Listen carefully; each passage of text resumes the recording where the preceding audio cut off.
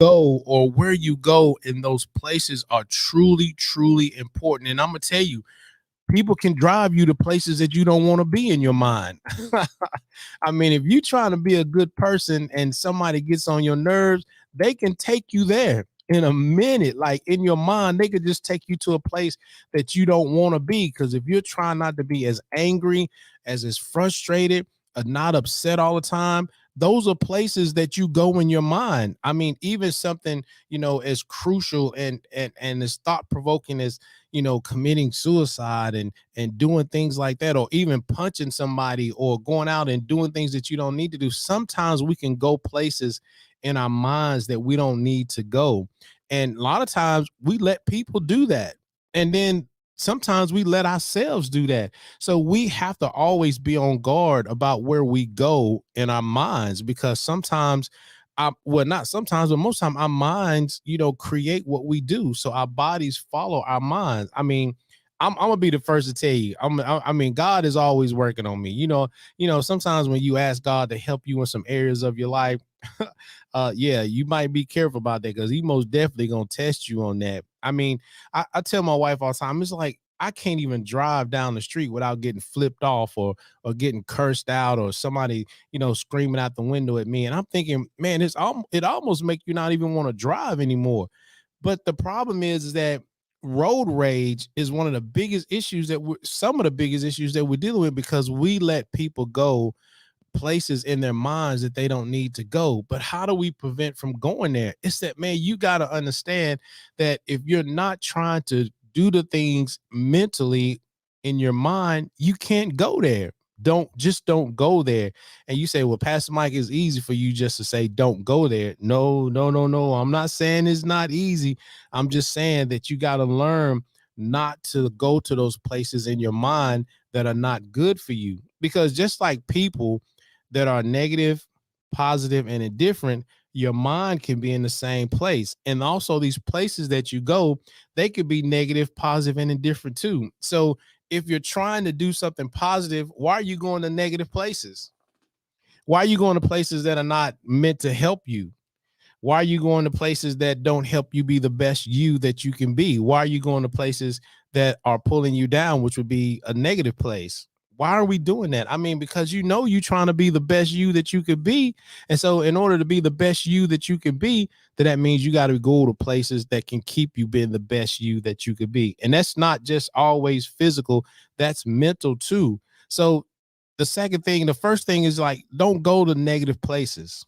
Like, don't go down to that person's house that every time you go down there, there's going to be issues and problems. If there's a store that that you have issues with, if there's a person that you have issues with, or there's a place that that every time you go, you're going to have a problem with them, don't go. Just don't go.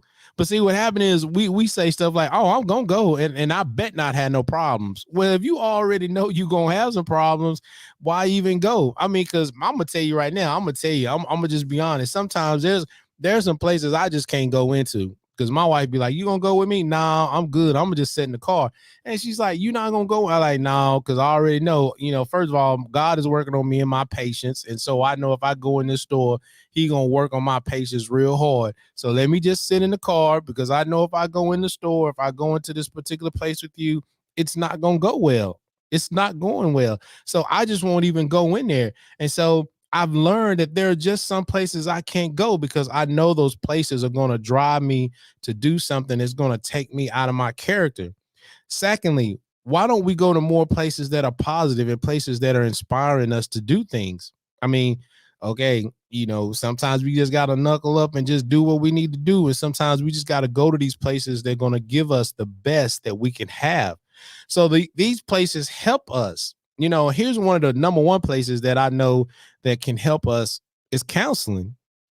I know. Some of us be like, I ain't. We know we use terms like, I ain't going to see no shrink. I ain't going to see no head doctor. I ain't going to see nobody be playing around with my emotions and my feelings. I ain't telling nobody my business. That's my business. But the problem is, you need to go somewhere that's going to help you be the best that you could be. Because if you are going through something, in which everybody does, I think I heard someone tell me one time, like, everybody's in some type of state of depression. everybody. I mean, you may be able to handle your depression a little bit better than some others, but all of us are experiencing some type of depression in some way, shape, form, or fashion. And when that depression gets to the best of us, man, we have to start going to places that's going to help us. And we can't be ashamed of that. You cannot be ashamed to say, I need to go get some help. Man, because a brother right here get help all the time. My wife be like, you always going somewhere to talk to somebody. I'm like, because I need it. Like, man, I need my sanity. Like, I need to go talk to somebody.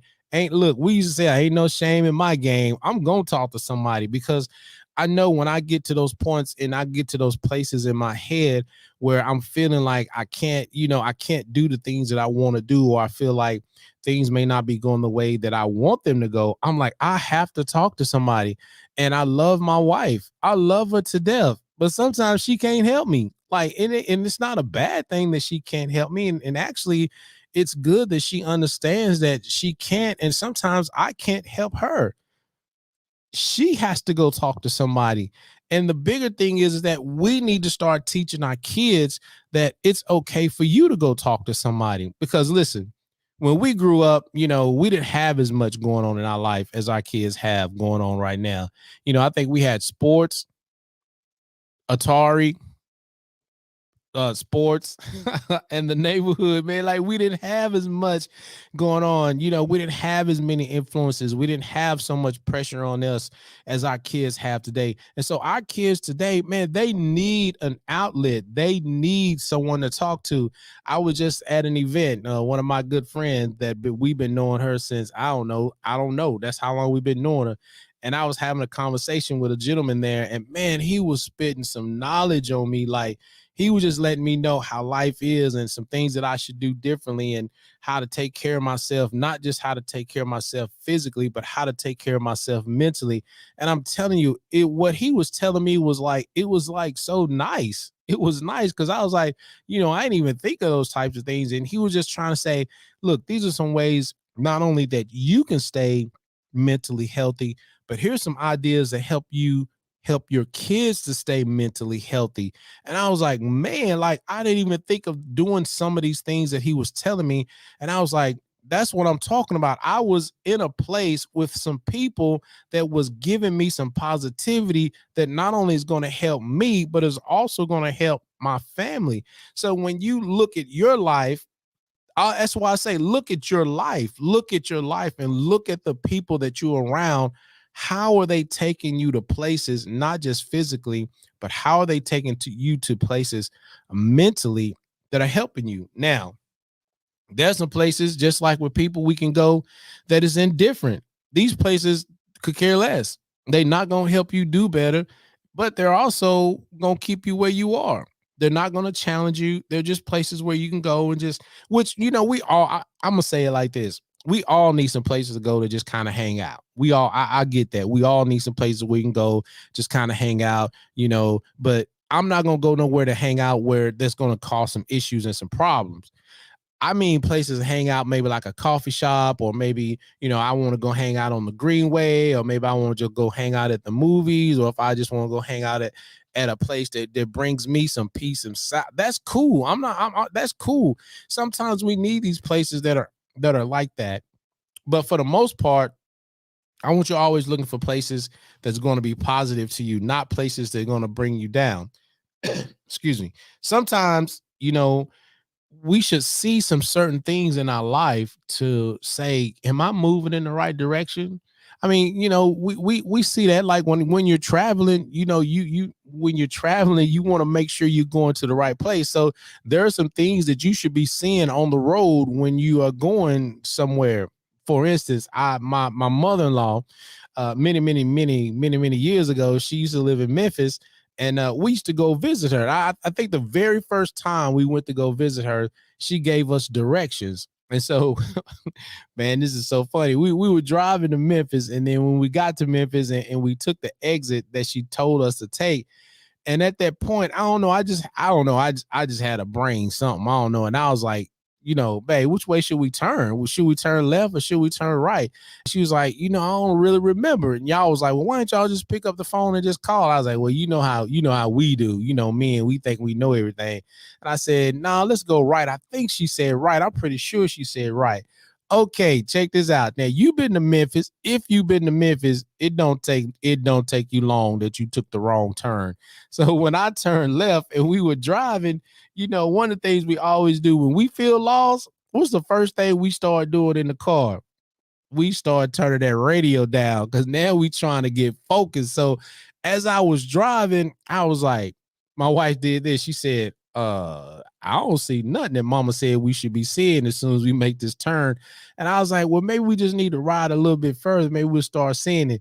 And as we were riding, okay, the scenery changed. Like it started changing. And I was like, yeah, we probably going in the wrong direction. We might need to turn around.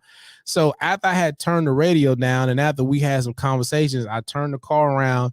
We started driving back the other direction. And then where I had made that split where I took the left instead of the right, when we passed that split, guess what, y'all? We started seeing a lot of things that her mom said we should be seeing on the way to her house. Listen, your life should be the same way. There are some things that you should start seeing that lets you know that you're in the right place, not just the right place physically, but you're also in the right place mentally. So for me, here's just a couple of things that I learned from myself that let me know that I'm doing some things right when I know that I'm in the right places. The first thing is that I'm in control.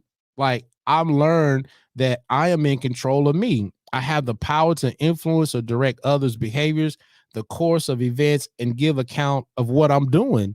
So I'm in control of me, not just in my control physically that I get to decide where I want to go, that I get to decide what I'm going to do, but I'm also in control of my mind. Like I'm in control of my mind because sometimes a brother can lose his mind. Like I'm not going to say this going to always be, a hunky dory every day, but I'm just saying for the most part, you're in control of you, that you're not allowing people to make you go somewhere that you don't want to go. I mean, I got like a ton of stories of where I've lost it. And I'm telling you, God's always setting me up. And I'm thanking God that my wife is always with me because this is one story that I love to tell because this is the first time I think I've ever experienced these 4 P's in my life. Like I experienced them for myself. So I'm gonna just cut the story really, really short because I'm not gonna drag it out all day. But me and my wife and my daughter was driving down the road one day, and this guy almost hits us. He was pulling out. He almost hit us.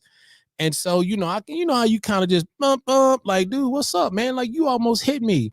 This gentleman, he rolls his window down, he flips me the bird, and he says, I'm gonna just make it clean. He says, mother father. That's what he said, but he ain't say mother father. He said something else. And I'm telling you, right in that instant when he said that, man, he took me somewhere that I have not been in a long time. I mean, I completely lost it. And I lost it because I'm thinking, dude, you just almost hit us and then you blaming me for the hit. So, I'm just going off and I'm having my little rant and I'm sitting in the car and I'm just, just going off, going off, going off. And then, I'm like, when you pull over, dude, I'm going to show you who's the mother father, and I'm just, man, I'm just gone. Like my mind was just gone. I had lost total control of who I was. And so my wife looked at me and said, okay, this is what we doing. She's like, really? Is this what we're gonna do? I was like, what are you talking about? Like, didn't you just see what he did? Blah, blah, blah, blah, blah, blah. She was like, listen, let me tell you something. She was like, first of all, yes, that dude was an idiot. He almost hit us. I agree with you on that. She said, but listen, he didn't hit the car. He didn't hit us. We're okay. The guy's okay. Nothing's wrong. She said the only thing he hit was your pride. Like he made you mad. She was like, why are you going down to his level? She said, because the guy almost hit us, and that's the response that he gives. So why are you giving in to that? Like, why are you letting him ruin our day? Like you in here, you in the car going ballistic. Did you forget your daughter was sitting in the back seat? And I'm like, oh yeah, I did. Like, dude, he had took me somewhere. Man, he had took me somewhere, man, that I even forgot my daughter was in the back seat. And she's like, what are you showing to your daughter? Like, what are you really doing? And I was like, I didn't even think of that because I let this guy take me somewhere in my mind mentally that I shouldn't have went. She said, look, this is what we need to do. Just thank God the dude didn't hit us. Just thank God he didn't hit us. We're okay. We're all right. Let's just go on about our business and continue our day. And I was like, man, I was like, she was right. Like, but sometimes in those moments, man, when we lose it, we just forget. And so I thank God she was in the car with me, people, because that people took me somewhere that I didn't need to go. But thank God my people was with me in the car. And sometimes you don't have that. But I'm telling you, ever since then, I've had more of those type of incidents since then. But I still remember what she taught me that day. I need to take control of me. I need to take control of my behavior. I need to take control of what's going on in my life. And so now I'm starting to see more control, because I'm telling you, them birds has not stopped since I've been driving. Actually, I've been getting more of them. And now I'm almost at the point, like, I think I need to just put that on a license plate, just put that on the front of my car and just say, go ahead and throw one, because I'm waiting for it, because I'm going to keep control. I'm not going to let you take me there no more. All right. One of the second things you should see is that you're taking charge of your life. What I mean by that is that now you have the freedom to do what you want to do, when you want to do it, and how you want to do it. So when you start taking charge of your life, those are some things you should be seeing. First, you should start seeing control of yourself. Secondly, you start taking charge of your life. And for me, some of the things that I'm taking charge of, I'm just going to speak for me personally, is, man, my weight. Like, if I'm trying to be better at everything that I'm doing in my life, I got to understand that my weight is just as important. Being in the ministry, I have the opportunity to go pray with a lot of people that are in the hospital and a lot of people that are home. And I do get to speak to a lot of elderly, families and a lot of elderly people that when I hear their stories, and I'm thinking, one of the biggest things they always talk about is that they wish they'd have done some things differently. And one of the couple of things they always wish they'd have done differently was eat better and exercise more. Because now that they're at this age, they can hardly get up out of their chairs. They're always hurting. They're always going through this and they're always going through that. And one of the things they always tell me is, son, you need to make sure you take care of yourself, because when you get to my age, you still want to be able to do some things. So I'm trying to take control. I'm trying to take charge of my life. I'm trying to make sure that I'm eating better. Now, if y'all catch me out there eating a slice of pepperoni pizza with a Coke, don't get on me. Now, I ain't say I was perfect. I said I'm trying to do better. I'm trying to, walk a little bit more. I'm trying to make sure I do things like I need to do, so I'm trying to take charge of my life, because I want to be able to do some things that I want to do. Second thing I'm doing is I'm really trying to get my money together. Like, because it's hard to do something when you broke. Okay, I'm gonna say that one more time. I don't think everybody heard me with that one. I said it's hard to do stuff when you broke. When you ain't got no money, you can't do what you want to do. When you got like a ton of bills stacked up on top of you, you can't do what you want to do. So that's another thing we're trying to take charge of. We're trying to take charge of our money, which reminds me, I'm gonna have somebody in here real soon that's gonna help us with that, because I'm telling you, money is life. Like, I mean, it's for real. I know the Bible says the root of all evil is the love of money, but bro, you still gotta have money. Like, you gotta have money to do things. So I'm trying to take charge of my money. I'm trying to take charge of my spiritual life, make sure I stay connected with God, make sure I'm praying, make sure, I'm doing the things that I need to do so that I can take charge of my life. The third thing I'm trying to do is, this is the next thing, is you'll start seeing assets. You say assets is just this. It's having something of value that will help you win, the advantage you have over others. Property, owning property, assets of, I have a good spirit, I have positivity, I have compassion for others. I'm able to do this, I'm able to that. Assets is what's adding to your life, not what's taken away from your life. So I'm starting to see some better. I'm starting to see my pants get a little looser. You know what I'm saying? I'm starting to see that, I can bend over without my back killing me all the time. I'm starting to see that I can pray with people, and I'm not letting their situations jump off on me. I can see that, hey, I'm paying some bills off. Now I'm owning, not just one car fully paid off. I got 2 cars that are fully paid off. Now I can see that, I've gotten this and I've gotten that. So I'm seeing some assets. I'm getting new friends, because some of them old friends that I had to cut loose, God is bringing new friends into my life, new friends who can do some things, not only just for me, but they can see some things that are in me that can help other people. And man, that right there, that's just a whole nother subject, is that sometimes you are asset to other people. It's not like what can people do for you or what can people do for me, but it's like, what can I do for others? How can God take what I have and begin to spread that out to other people? That's an asset. I mean, so when you're going places and when you're thinking about that, what am I in control of? Secondly, what am I in charge of? And thirdly, how are these assets that are in my life, how are they helping me? Now, here's some things I want you to think about. There are some questions you should ask yourself about the places in your life, physically and mentally. How are these places? How are they doing one of three things? How are they helping me? How are they hurting me? Or how are they hindering me? So you got to think about that. Like, I like people. Is most of y'all, some of y'all that are listening, most of y'all know me. I mean, I'm pretty much a cool dude. I pretty much like everybody. There's not too many people that I don't like. But I have to honestly say, there are some people that you just can't be around. And there's just some places you can't go. So when I think about these three things, how are these places helping me? Like, how is it helping me to keep going to a place that's not doing anything for me? Now, I'm not saying I don't like to go to these places, but I have to be honestly and say, are these places really helping me? And if they're not really helping me, then I need to quit going. Then I have to look at this and say, well, how is this place hurting me? Like, if I do keep coming, how is it hurting me? And I know a lot of times, because I work with a lot of young people, I have them to think about that. Like, I know you like going down to the park. I know you do. I know you love going down to the park. But every time you go down to the park, something sparks off. Like, every time you go, like, every time you go to the park, something sparks off. Well, you know what you're going to have to do? I guess you're going to have to quit going to that park and you got to find you another park to go to.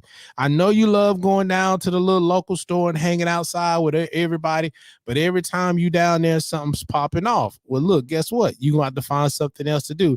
That's what we need to start trying to convey to our young people, is that, come on, we got to start examining our lives and saying, are these places we going to, are they helping you or are they hurting you? Now, I don't mind you going some places, but you can't keep going to these places all the time. And all these places hindering you.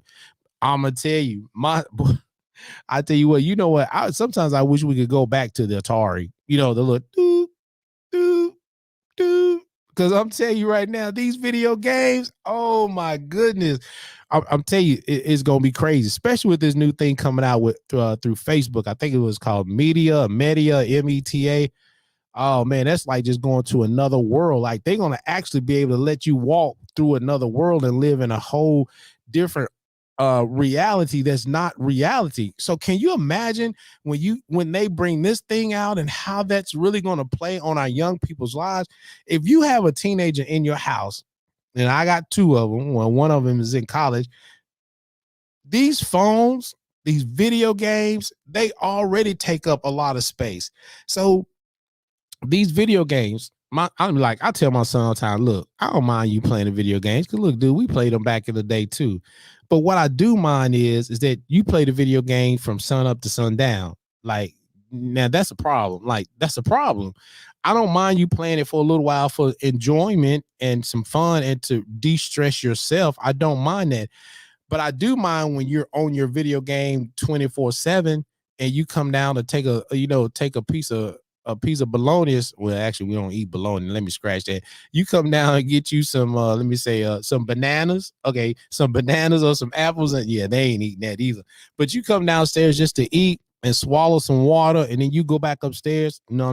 We're not doing that, because now you're taking the video games in place of our relationship. You're putting the video game in the place of where we should be. So I don't mind you doing that, but you're not going to do it so much that the video game takes the place of our relationship, because now you're building more of a relationship with the video games than you building a relationship with us. So we have to do that. So we have to do better. Okay, so here we go. Here's some questions you should ask yourself about your life. Okay, first thing, physically, where are some of the places I can go that help me achieve